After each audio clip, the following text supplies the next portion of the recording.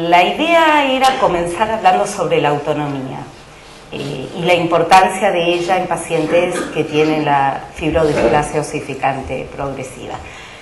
Cuando yo empecé a pensar sobre qué podíamos trabajar, lo primero que se me ocurrió es si esto es tener una enfermedad o ser una persona enferma.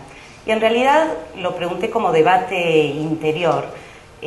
Por supuesto me di la respuesta. Esto es tener una enfermedad. Y uno tiene una enfermedad como tiene un montón de otros elementos, como podrían ser la familia, los amigos, la escuela, el trabajo, las expectativas, etc. Si uno se plantea que uno es FOP, la realidad es que esto inhabilita el movimiento. Entonces justo estábamos hablando con Carmen la importancia del movimiento, porque cuando un músculo se convierte en hueso, de alguna manera lo que inhabilita es el movimiento. Entonces la importancia de la parte afectiva es poder continuar generando ese movimiento. Y ese movimiento es el que nos lleva justamente a la autonomía. ¿Cómo se trabaja sobre esto? A mi gusto el primer punto es cuando aparece un diagnóstico, tanto en la familia como en el chico, es preguntarse ¿por qué nos toca esto a nosotros? Es una pregunta que ni la religión puede contestar, la medicina está intentando las respuestas y nosotros como profesionales, ustedes como padres, como pacientes, tampoco la han encontrado. Pero de alguna manera también paraliza esa pregunta, porque como no tiene respuesta, uno queda solo quieto en esa circunstancia. Entonces digo, ¿por qué otra pregunta la podemos cambiar? Cuando uno llega a un proceso, que es el que a mí me interesa que trabajemos entre todos, es cambiarla por la pregunta, ¿me toca esto? ¿Qué puedo hacer con lo que me tocó? ¿A dónde lleva esto? Sencillamente al movimiento y sencillamente a aceptar que existe esta enfermedad. Es un proceso largo, nada sencillo, podemos decirlo que es doloroso, porque al comienzo uno puede decir, esto no nos pudo haber tocado a nosotros, seguro que los médicos se equivocaron, tiene que haber otra cosa, a mi hijo no le puede pasar, hasta que uno termina diciendo, bueno, ¿me toca esto? ¿Qué hago con lo que me toca? Y ahí es donde uno empieza a trabajar. Y ahí es donde a mi gusto empieza la llave más importante, que tiene que ver con todo el proceso que estamos haciendo hoy acá, que es el de información.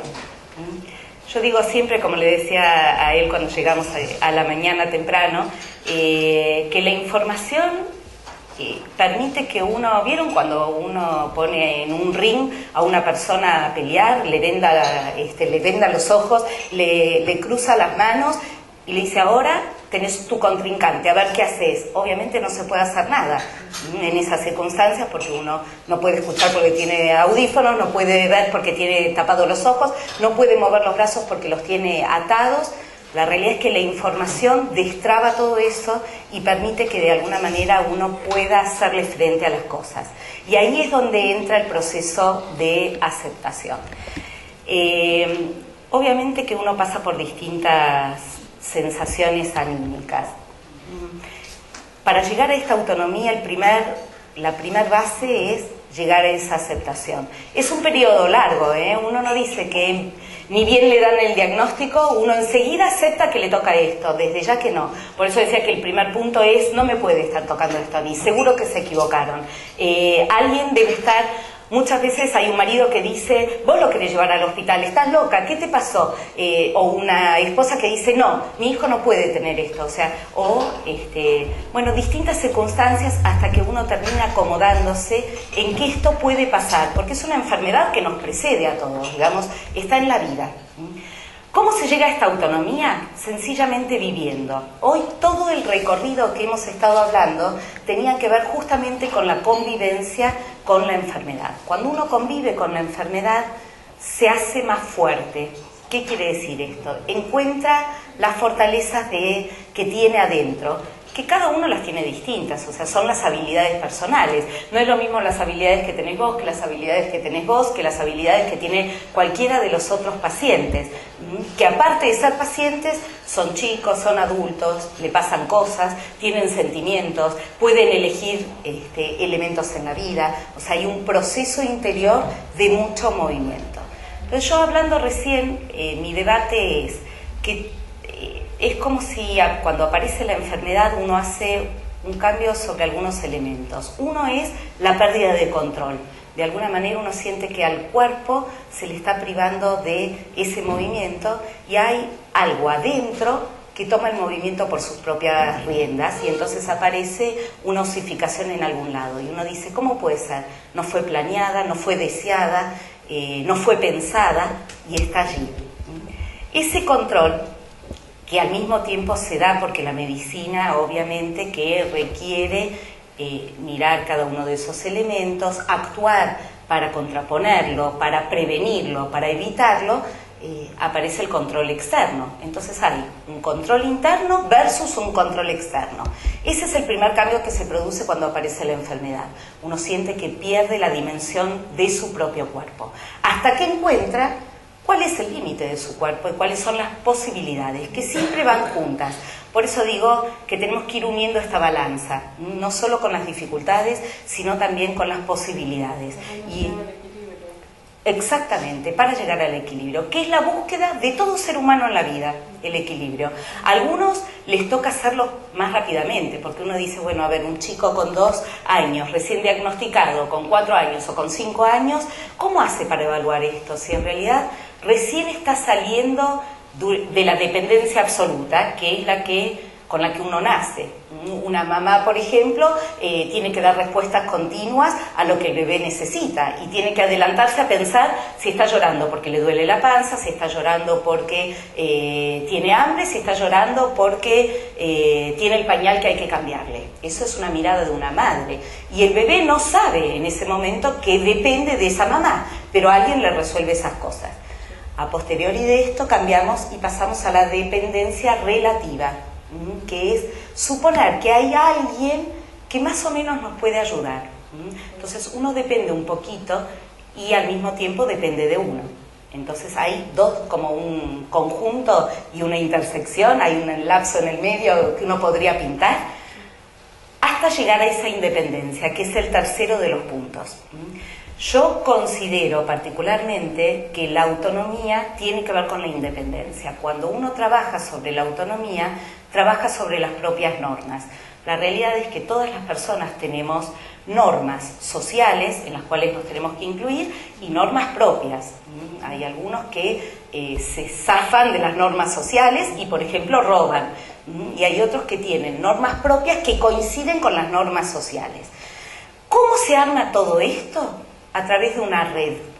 Por eso, esto que está pasando hoy acá, las jornadas que son anticipo de lo que va a venir, es poder continuar con el proyecto. Entonces, dar un paso sobre otro, ¿no? Como para dar una mirada a futuro y hacer una continuidad. De eso se trata justamente cuando aparece una enfermedad como el FOP, de darle una continuidad y aprender a convivir con ella. ¿Qué quiere decir esto? Uno tiene que encontrar sus habilidades y tiene que encontrar sus limitaciones. A cualquier persona le demora cualquier cantidad de tiempo esto, no es que aparece inmediato. No es lo mismo un chico chiquito, cuya herramienta fundamental es el juego, que un chico que va creciendo y empieza a ver que le gustan los autos, por ejemplo, y elige que eso es lo que le gusta. Los deseos justamente es un índice de poder desarrollar esa mirada a futuro. Entonces, ¿cómo se trabaja esta autonomía? Fortaleciendo los deseos, armando proyectos, construyendo responsabilidades, porque para eso uno se tiene que informar, saber hasta dónde llega esa limitación y hacia dónde uno se quiere dirigir, y limpiando de alguna manera las cosas que a uno lo obturan. ¿Qué lo puede obturar? El dolor físico o anímico, el dolor espiritual cuando tiene que incluirse en una escuela o en un plano de trabajo y ve que al resto le pasan otras cosas. La vida es que a todos les pasen cosas. Lo que pasa es que siempre es peor la que le toca a uno, obviamente, porque es la que le toca vivir. La del otro uno no sabe cómo se vive, la vive el otro. Entonces, aprender que uno tiene que convivir con esta enfermedad es aprender a crecer con esta enfermedad. No es lo mismo que crezca la enfermedad, por eso digo la diferencia entre tener y ser. O sea, aprender a convivir y aprender a crecer con la enfermedad es hacer los desarrollos personales de autovalencia, de autoabastecerse y de conformar el parámetro este que hablábamos hace un rato, que es el de la red. ¿Cómo se forma una red a mi gusto? Primero la familia, porque es el primer contacto afectivo fuerte que recibe el nombre de la enfermedad y que recibe el contenido de la enfermedad. Si no hay una familia que trabaja con el paciente, se ven todos desbordados, nadie sabe para dónde ir primero y todo se rompe. Entonces, esa familia contenedora es un plano fundamental.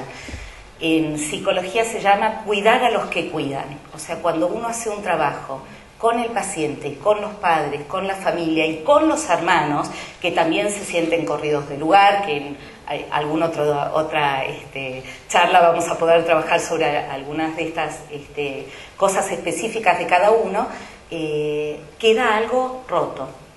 Y queda roto o queda osificado. Entonces, eso es lo que no tenemos que tratar de hacer dentro de lo anímico. ¿Cómo armamos esto? Con el movimiento. Entonces yo digo, el movimiento puede ser mental, el movimiento puede ser motriz, el movimiento puede ser del deseo. Los tres movimientos son importantes, son lo que habilita a que la persona sea persona. Y ahí es donde trabajamos sobre el todo. Por eso he hablado de la familia, he hablado de los profesionales de la salud, odontólogos, médicos. Hablo de la riqueza de elección, por ejemplo, las piletas que autorizan un movimiento que es como un movimiento maternal. O sea, cuando nosotros nacemos y estamos antes de nacer en el vientre materno, nos movemos como si fuera una pileta de natación. Bueno, entonces será volver a esas fuentes. Entonces, cuando uno habla de red, habla de fuente, y la fuente es lo que abastece, es lo que da la alimentación adecuada. Entonces uno tiene que elegir, esto sí para mí, esto no para mí. Y ahí es donde aparece el cuarto de los aspectos, que es la elección. Es muy importante que el paciente pueda elegir, es muy importante que los adultos posibiliten esa elección con conocimientos. Por eso decía antes que la información es la llave principal de esta puerta, la que habilita a ver qué me gustaría y cuáles son las dificultades con las que me puedo encontrar y hacia dónde me quiero dirigir. Y cuando uno evalúa todo eso, tiene una conciencia más adulta para hacer las responsabilidades. El trabajo es el desarrollo, y el desarrollo forma parte de la vida. Yo considero que cuando aparece una enfermedad como el FOP, de alguna manera aparece una circunstancia que les va a choquear escucharla, que tiene que ver con el duelo. El duelo, a mi gusto, es una pérdida, no necesariamente es una pérdida física de alguien, sino que es una pérdida de una posibilidad del propio cuerpo. Hay una parte que se cierra, que no puede moverse, hay otras que sí. Entonces lo que uno tiene que hacer es quitar la energía de esto que está haciendo el duelo y volcarla hacia otro lado, que en general es sobre uno. Ahora, ese duelo puede llevar a la depresión, porque hay circunstancias en donde muchos pacientes se deprimen con facilidad por alguna situación particular. Eso puede llevar al rebrote de la enfermedad, a veces sí, a veces no. Depende cómo se tramita esa depresión. Pero depende también si el duelo forma parte de la vida o si solo uno adolece. A eso es lo que yo no quiero. Y eso es lo que no me gustaría, si les tengo que indicar qué es como familia o como paciente lo que uno tiene que hacer. No tiene que estar en el dolor permanente. Cuando hay un dolor físico hay que tratar de resolverlo, y cuando hay un dolor anímico hay que tratar de trabajarlo. ¿Cómo se trabaja? Fortaleciendo otras áreas, que son las de la imaginación, las de la recreación, las de